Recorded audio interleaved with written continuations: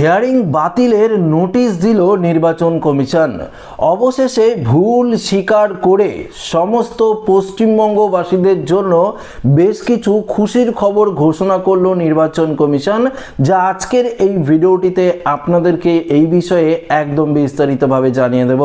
তো আশা রাখবো ভিডিওটিতে আপনারা প্রত্যেকেই প্রথম থেকেই শেষ পর্যন্ত সঙ্গে থাকবেন এবং নতুন হয়ে থাকলে চ্যানেলটিকে সাবস্ক্রাইব করে পাশের দেওয়া বেল আইকনটিকেও প্রেস করে অল নোটিফিকেশনটিকে বাজিয়ে দেবেন। দেখুন বন্ধুরা, শনিবার থেকেই এসআইয়ের যে হিয়ারিং সেটা কিন্তু শুরু হয়েছে এবং এই হিয়ারিং কিন্তু ধাপে ধাপে চলছে। তবে এই হিয়ারিংকে নিয়েও পশ্চিমবঙ্গের বিভিন্ন জায়গায় বিভিন্ন ব্লক অফিসে কিন্তু প্রচুর পরিমাণে ঝামেলার সৃষ্টি হয়েছে। অবশেষে এই সমস্ত ঝামেলার মাঝখানেই নির্বাচন কমিশনারের তরফ থেকে পশ্চিমবঙ্গের সমস্ত ভোটারদের জন্য বেশ কিছু গুরুত্বপূর্ণ ঘোষণা করা হয়েছে এবং হিয়ারিং যে বাতিল করা হবে, অর্থাৎ কাদের কাদের হিয়ারিংয়ে আর যেতে হবে না, এই বিষয়ে অফিসিয়ালি ভাবেও কিন্তু বিজ্ঞপ্তি প্রকাশিত করেছে। সেই অফিসিয়াল বিজ্ঞপ্তিতে কি রয়েছে সেটি কিন্তু আজকের এই ভিডিওটিতে আপনাদেরকে দেখিয়ে দেব। পাশাপাশি অফিসিয়াল বিজ্ঞপ্তিটির মধ্যে কি লেখা রয়েছে সেটিও আমি অন স্ক্রিনে দেখিয়ে দেব, আপনারা কিন্তু পরিষ্কারভাবে দেখতে পারবেন। তার আগে আমরা দেখে নেব গতকাল রাত্রেই নির্বাচন কমিশনারের তরফ থেকে বেশ কিছু গুরুত্বপূর্ণ নির্দেশিকা দেওয়া হয়েছে সমস্ত পশ্চিমবঙ্গ ভোটারদের জন্য। সেই নির্দেশিকায় কি বলা রয়েছে সেটি আমরা আগে আলোচনা করব। দেখুন, গতকালকের ভিডিওতে আমি আপনাদেরকে বলেছিলাম যে আমি নিজেও কিন্তু হিয়ারিং কেন্দ্রে গিয়েছিলাম এবং দেখেছিলাম সেখানে প্রচুর পরিমাণে বয়স্ক ব্যক্তি রয়েছে, যাদের বয়স প্রায় ধরুন 90 বছর বা 105 বছর রয়েছে, বা আরও বিভিন্ন ধরনের বয়স্ক ব্যক্তি রয়েছে যারা এই কনকনে ঠান্ডার মধ্যে হিয়ারিংয়ে কিন্তু এসেছে, যেটা দেখে আমার ব্যক্তিগত কিন্তু প্রচুর পরিমাণে খারাপ লেগেছে। সেটাই আমি আপনাদেরকে কিন্তু ভিডিওর মধ্যে বলেছিলাম। দেখুন, গতকালকে সন্ধ্যের দিকে সেই ভিডিওটি ছিল, 7টা থেকে 8টার মধ্যে আমি দিয়েছিলাম। তার পরবর্তীতে নির্বাচন কমিশনারের তরফ থেকে একটি বৈঠক করা হয় এবং এই বিষয়ে একটি দারুণ খুশির খবরও কিন্তু দেওয়া হয়েছে, যেটি আপনাদেরকে আগে জানিয়ে দিচ্ছি। তারপর আমরা হিয়ারিং বাতিলের নোটিশে কি বলা রয়েছে সেটিও আপনাদেরকে জানাবো, তো একটু মনোযোগ সহকারে আপনাদেরকে দেখতে হবে। দেখুন, এখানে বলেছে বয়স্কদের জন্য বাড়িতে গিয়ে হিয়ারিং এর দাবি তুলেছিল তৃণমূল।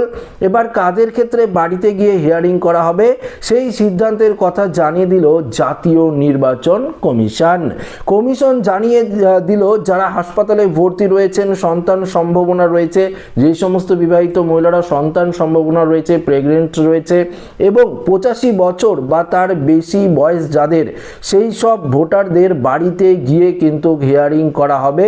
সেই সব ভোটারদের আর কিন্তু হিয়ারিংয়ে যেতে হবে না। পাশাপাশি আরেকটি সুখবর রয়েছে, সেটিও আপনাদেরকে জানাবো।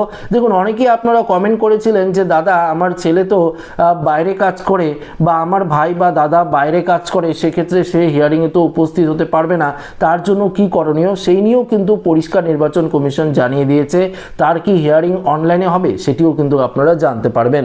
তবে 85 বছরের নিচে যাদের বয়স তাদের হিয়ারিংয়ের জন্য আসতে হবে। বিশেষভাবে অক্ষমদের জন্য বাড়িতে গিয়ে হিয়ারিং হবে বলে জানিয়ে দিয়েছে কমিশন। এসআইআর এর প্রক্রিয়ায় হিয়ারিং শুরু হওয়ার পর থেকেই নানান ইস্যু সবর হয়েছে। শনিবার হিয়ারিং পর্ব শুরু হয়েছিল, ওই দিন সিও দপ্তরে আসে তৃণমূলের প্রতিনিধি দল। ফের সেই দিনেই সিও দপ্তরে গিয়ে সিও মনোজ আগরওয়ালের সঙ্গে বৈঠক করেন তৃণমূলের 5 সদস্য প্রতিনিধি। সেখানে বয়স্কদের হিয়ারিংয়ের জন্য অফিসে ডাকা নিয়ে সফর হন তারা। আবার হিয়ারিংয়ের রাজনৈতিক দলগুলি BLO 2দের থাকতে দেওয়ার দাবিও কিন্তু জানান। যারা ভিন রাজ্যে রয়েছে তাদের ভার্চুয়ালি হিয়ারিং করার দাবিও কিন্তু তুলেছিলেন পার্থ ভৌমিক এবং শশী পাজা। তৃণমূলের প্রতিনিধিরা সিওর সঙ্গে বৈঠকের কয়েক ঘন্টার মধ্যেই কমিশন জানিয়ে দিল কাদের হিয়ারিংয়ে আর আসতে হবে না। দেখুন, যারা হাসপাতালে ভর্তি রয়েছেন তারা যদি উপযুক্ত আপনারা প্রমাণ বা নথি দাখিল করতে পারেন, তো আপনাদের হিয়ারিংয়ে যেতে হবে না, আপনাদের বাড়িতেই গিয়ে হিয়ারিং হবে। এবং যদি আপনারা কয়েকদিনের মধ্যেই রিকভার করতে পারেন নিজেকে, এবং পাশাপাশি যদি আপনারা হিয়ারিংয়ে যাওয়ার জন্য প্রস্তুত থাকেন, সেক্ষেত্রেও আপনাকে এক্সট্রা কোনো ডেট দেওয়া হবে, সেই ডেটে আপনারা হিয়ারিংয়ে উপস্থিত থাকতে পারেন। যারা প্রতিবন্ধী রয়েছেন, যারা অক্ষম রয়েছেন, যারা হিয়ারিংয়ে উপস্থিত হতেই পারবেন না, তাদের বাড়িতে গিয়েও হিয়ারিং হবে। যাদের বয়স 85 বছরের ঊর্ধ্বে বয়স্ক ব্যক্তি, তাদেরও কিন্তু বাড়িতে গিয়ে হিয়ারিং করবে ইআরও, এইআরও এবং বিএলওরা। পাশাপাশি যারা প্রেগনেন্ট বা যারা সন্তান সম্ভাবনা বিবাহিত মহিলা রয়েছেন, তাদেরও কিন্তু হিয়ারিংয়ে উপস্থিত হতে হবে না, এটা স্পষ্ট জানিয়ে দিয়েছে নির্বাচন কমিশন। দেখুন, এই বিষয়ে আরেকটি গুরুত্বপূর্ণ ঘোষণা করেছে। তৃণমূল দাবি করেছিল বিএলও 2দের হিয়ারিংয়ে থাকতে হবে, তাই তো? তবে নির্বাচন কমিশন জানিয়ে দিয়েছে অর্থাৎ বিএলও এবং পাশাপাশি ইআরও, এইআরও ছাড়া এই হিয়ারিং পর্বে বিএলএ থেকে শুরু করে বিএলএ যে 2 রয়েছে তারাও কিন্তু থাকতে পারবে না, এটা স্পষ্ট জানিয়ে দিয়েছে নির্বাচন কমিশন। এটা নিয়ে গতকালকে কিন্তু প্রচুর পরিমাণে ঝামেলা হয়েছিল। দেখুন, এখানে আরও কি বলেছে সেটাও আপনাদেরকে জানিয়ে দিচ্ছি। দেখুন, হিয়ারিং বিএলও এবং যেটা আপনাদেরকে বললাম যে বিএলএ বা বিএলএ 2 কেউ কিন্তু হিয়ারিংয়ে উপস্থিত থাকতে পারবে না, সেটা কিন্তু স্পষ্ট জানিয়ে দিয়েছে নির্বাচন কমিশন। এবং যারা বাইরের রাজ্যে থাকে তাদের ভার্চুয়ালি শুনানির দাবিও জানিয়েছিল তৃণমূল। কমিশন জানালো ফর্ম নাম্বার 6 এর মাধ্যমে আবেদন জানাতে পারেন, আর ভার্চুয়ালি হিয়ারিং হবে কিনা সেই সিদ্ধান্ত নেবেন ইআরও। জেল কয়েদিদের হিয়ারিং নিয়েও কমিশন জানিয়েছে বন্দীদের বাড়িতে চিঠি যাবে, বাড়িতে গিয়ে চেকিং এবং শুনানি হতে পারে। এদিকে দক্ষিণ 24 পরগনায় কমিশনারের পর্যবেক্ষক এস মুরগানের গাড়ি ঘিরেও বিক্ষোভের ঘটনায় সিও দপ্তর থেকে জেলা শাসক ও নোডাল অফিসারের কাছ থেকে রিপোর্ট চাওয়া হয়েছিল। গতকালকে আইএস অফিসার এস মুরগান কিন্তু, যাকে এই নির্বাচন কমিশন দায়িত্ব দিয়েছিল যে বিভিন্ন বুথে গিয়ে বিভিন্ন জায়গায় গিয়ে হিয়ারিংটা সঠিকভাবে হচ্ছে কিনা সেটা চেক করার, সে কিন্তু গিয়েছিল এবং তাকে ঘিরে একটা বড়সড় বিক্ষোভ কিন্তু তুলেছিল বেশ কিছু রাজনৈতিক দল। এবং পাশাপাশি আপনাদেরকে জানিয়ে দিচ্ছি সেই সমস্ত অনেক মহিলা পুরুষ প্রচুর পরিমাণে রয়েছে, আপনারা হয়তো বিভিন্ন ভিডিওর মাধ্যমে দেখে থাকতে পারেন। দেখুন, তারা হয়তো বৈধ ভোটার নয়, আমার মনে হচ্ছে তারা হয়তো বৈধ ভোটার নয়, তাই তারা এই এসআর এর হিয়ারিং হতে দিচ্ছে না। কেন হতে দিচ্ছে না? দেখুন, কেউ কিন্তু এই এসআর প্রক্রিয়াটাকে আটকাতে পারছে না। শুধুমাত্র যদি আমাদের পশ্চিমবঙ্গেই এই এসআরটা হতো সেটা একদম ব্যক্তিগত ব্যাপার, কিন্তু পশ্চিমবঙ্গের বাইরেও সমস্ত রাজ্যে এই এসআর প্রক্রিয়া হচ্ছে।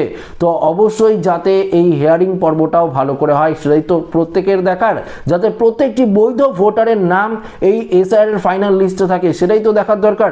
যাতে আপনারা তো চান যাতে প্রত্যেকটি অবৈধ ভোটারের নাম এই এসআর এর ফাইনাল লিস্টে না উঠুক, চান তো এটা? যদি চেয়ে থাকেন অবশ্যই কিন্তু কমেন্ট করে জানিয়ে দেবেন। আচ্ছা, দেরি না করে আমরা সরাসরি সেই অফিসিয়াল বিজ্ঞপ্তিটি নিয়ে আলোচনা করছি যে এসআর এর হিয়ারিং বাতিল করার যে নোটিশ প্রকাশিত করেছিল নির্বাচন কমিশন, সেই নোটিশটি কিসের জন্য কাকে পাঠানো হয়েছে সেটিও আপনাদেরকে জানিয়ে দিই। তো অন স্ক্রিনে আমি সেই নোটিশটি লাগিয়ে দিচ্ছি। দেখুন, এই নোটিশ নিয়ে আগেও আমি ভিডিও বানিয়েছিলাম, তবে সেই নোটিশটি পাঠা হয়েছিল ডিস্ট্রিক্ট ইলেকট্রাল অফিসার অর্থাৎ ডিইওদের নির্বাচন কমিশনারের তরফ থেকে পাঠিয়ে দেওয়া হয়েছে। কেন এই নোটিশটি দেওয়া হয়েছে? এই নোটিশের মধ্যে 5টি এখানে কারণ লেখা রয়েছে, সেগুলো আপনাদেরকে বিস্তারিতভাবে জানিয়ে দিচ্ছি। দেখুন, নির্বাচন কমিশনারের তরফ থেকে যখন এসআর এর ফর্মগুলো আপনাদের পাঠানো হয়েছিল, সেই ফর্মগুলো আপনারা ফিল আপ করে বিএলওদের কাছে জমা দিয়েছেন। সেই ফর্মগুলো বিএলওরা আপডেট করেছে, কিন্তু বিএলও অ্যাপে বিভিন্ন ধরনের ভুল ত্রুটির কারণে অনেকের ফর্ম কিন্তু আপডেট করা হয়নি বা আপডেট হচ্ছিল না, নট ম্যাচিং দেখাচ্ছিল। সেই সমস্ত ফর্মগুলোকে পুনরায় রিভেরিফিকেশন করার জন্য নির্দেশ দিয়েছিল নির্বাচন কমিশন। রিভেরিফিকেশন করার পরও দেখা গিয়েছে প্রচুর ভোটার রয়েছে যাদের নিজেদের নাম অর্থাৎ 2002 সালের তালিকায়, ভোটার তালিকায় যাদের নিজেদের নাম ছিল, যারা বাবা মা ঠাকুরদা ঠাকুমা দাদু দিদিমার নাম দিয়েও ফর্ম ফিল আপ করেছেন, এরকম প্রচুর ভোটার রয়েছে। তারপরেও তাদের বাড়িতে কিন্তু নোটিশ পাঠানো হয়েছে হিয়ারিংয়ের। অনেকেই আপনারা হিয়ারিংয়ে গেছেন এবং সেক্ষেত্রে আর আপনাদের হিয়ারিংয়ে যেতে হবে না, এই নোটিশে এটাই বলা রয়েছে। আপনার শুধুমাত্র একটি কাজ করতে হবে, সেটি হলো যদি বিএলও আপনাকে ফোন করে তাহলে বিএলও যেই ডকুমেন্টসটি চাইবে সেই ডকুমেন্টসটি দিয়ে দেবেন। পাশাপাশি আপনার নামেও যদি নোটিশ জারি হয়ে থাকে আর সেই নোটিশটি বিএলও কিন্তু আপনার বাড়িতে নিয়ে যাবে না, বিএলওরা নিজের দায়িত্বে সেই কাজটি কিন্তু কিন্তু করে দেবে। তো হিয়ারিং নিয়ে আর আপনাদের কোনো রকম সমস্যায় কিন্তু যেতে হবে না। তো হিয়ারিং বাতিল হিসাবে এই নোটিশটি কিন্তু প্রকাশিত করা হয়েছে। তাহলে সবার যে হিয়ারিং বাতিল হয়ে যাবে এমনটা কিন্তু নয়। যাদের 2002 সালে নিজেদের নাম নেই, যারা বাবা মা আত্মীয় স্বজন কারো নাম দিয়ে ফর্ম ফিল আপ করেনি, তাদের তো যেতেই হবে। এবং বেশ কিছু ভোটার রয়েছে যারা ভুয়ো বাবা মা বানিয়ে ভোটার কার্ড তৈরি করেছেন ওপার বাংলা থেকে এসে বা পাকিস্তান আফগানিস্তান থেকে এসে, সেই সমস্ত ভোটারদেরও কিন্তু যেতে হবে হিয়ারিংয়ে এবং উপযুক্ত নথি দিয়ে কিন্তু আপনাদের প্রমাণ করতে হবে। পাশাপাশি আরেকটি কথা আপনাদেরকে জানিয়ে দিই, গতকালকের ভিডিওতেও বলেছিলাম, একজন বিএলও বা ইআরওর সাথে আমার কথা হয়েছিল। সেই ইআরও আমাকে পরিষ্কার বলে দিয়েছিল যে ধরুন আপনার নাম 2002 সালের তালিকায় আছে বা আপনি আপনার বাবার নাম দিয়েই ফর্ম ফিল আপ করেছেন, সেটি আপনার বাবার নামই 2002 সালের তালিকায় আছে বা মায়ের নাম 2002 সালের তালিকায় আছে।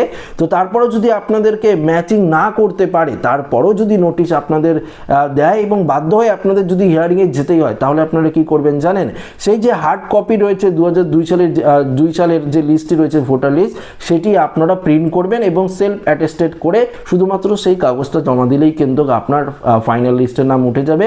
এই নিয়ে কিন্তু আর কোনো চিন্তার কারণ নেই, এটা স্পষ্ট জানিয়ে দিয়েছে নির্বাচন কমিশন। তো আশা রাখবো ভিডিওটি প্রত্যেকের ভালো লেগেছে। ভিডিওটি ভালো লাগলে লাইক করবেন, বন্ধুদের সাথে শেয়ার করবেন, নতুন দেখলে চ্যানেলটিকে সাবস্ক্রাইব করে আমাদের সঙ্গে জুড়ে থাকবেন। ধন্যবাদ।